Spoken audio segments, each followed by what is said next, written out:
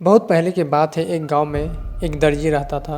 वह अपनी सिलाई के लिए बहुत प्रसिद्ध था। बाजार में सबसे ज़्यादा उसकी मांग थी। फिर एक समय आया कि उसके ग्राहक धीरे धीरे कम होने लगे। लोग उसके यहाँ अपनी सिलाई एवं कपड़े के डिज़ाइन को पुराना फैशन कहना स्टार्ट कर दिया।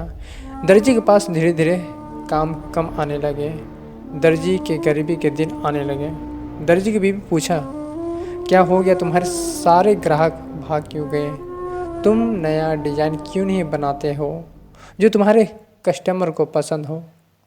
दर्जी ने जवाब में आंसर दिया, मेरे पास अब तो पैसे भी नहीं है कि मैं कपड़ा लाकर कोई नई डिज़ाइन बना सकूं।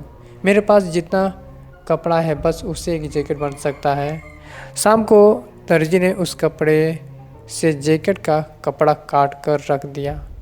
उसने सोचा कल उसे सिलाई करेगा। दूसरे दिन नाश्ता करने के बाद दर्जी ने जब सिलाई के लिए कपड़ा उठाया तो वह देखा कि जैकेट की बहुत बढ़िया सिलाई की गई है और जैकेट भी बहुत सुंदर लग रहा था। दर्जी खुशी से अपने बीवी को बहुत ही धन्यवाद और अप्रिशिएट करता है। जैकेट बहुत ही सुंदर बनाई हो। दर्जी की बीवी चौंक कर बोली, मेरी समझ में कुछ नहीं आ रहा है, तुम क्या बोल रहे हो? मुझे सिलाई करना नहीं आती और ना तो मैंने कोई जैकेट सिली है। दर्जी चकित था। तो रात को जैकेट कौन सिल गया? वह दोनों बातें कर रहे थे कि किसी ने दरवाज़ा खटखटाया। वह एक कस्टमर था जिसे एक जैकेट की ज़रूरत था। जैकेट देखते ही कस्टमर को पसंद आ गया। जब उसने उसे पहनकर देखा तो एकदम उनके नाप का था। ग्राहक खुश होकर जैकेट के अच्छे पैसे दे दिए। दोनों अभी खुश ही हुए थे कि कस्टमर थोड़ी देर में वापस दर्जी के घर आ गया। दर्जी को और उसकी बीवी को देखकर परेशान हो गया। कस्टमर को देखकर परेशान हो गया।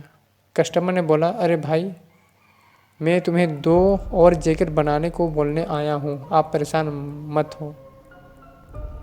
दर्जी खुश हो गया और बोला, कल तक मिल जाएगा। दर्जी बाज़ार गया और 2 जैकेट के कपड़े ले आया और उसकी कटाई करके रख दिया। अगली सुबह दोनों जैकेट फिर सिलाई की हुई थी। दर्जी के जैकेट की प्रशंसा सुनकर 5 लोग दर्जी के पास आए और उन्होंने भी जैकेट बनाने के लिए कहा। दर्जी को मुंह मांगे दाम मिल रहे थे।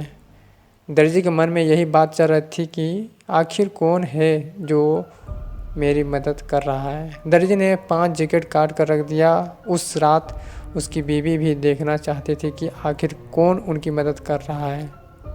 वह उस रात अपने बिस्तर पर जाकर नहीं सोए। सिलाई वाले कमरे के पर्दे के पीछे छिपकर खड़े हो गए।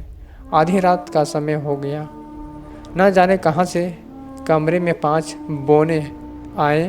पहले तो एक दूसरे का हाथ पकड़कर गोलाई में नाचे, फिर वे बैठे जैकेट की सिलाई करने लगे। सिलाई ख़त्म कर जब वे जाने लगे तो दोनों पर्दे के पीछे निकलकर दर्जी और उसकी पत्नी उसके सामने आ गया। उन्होंने दोनों हाथ जोड़कर उस सब को साथ देने के लिए धन्यवाद दिया। दर्जी बोला, मैं आप लोगों के लिए क्या कर सकता हूँ? बोने बोले, तुम्हें मेरी ज़रूरत थी तो हम लोगों ने तुमसे बिना पूछे ही मदद की। इसी प्रकार जब तुम्हें लगे कि किसी को मदद की ज़रूरत है तो तुम्हें भी उनकी मदद करना। कभी किसी की मदद जताकर नहीं किया जाता। मदद का मतलब ऐसा होना चाहिए कि दाएं हाथ से किए मदद बाएं हाथ को मालूम ना चले। वीडियो का स्टोरी कैसा लगा? और अच्छा लगा तो वीडियो को लाइक करें और चैनल को सब्सक्राइब करें। Thank you for watching this video.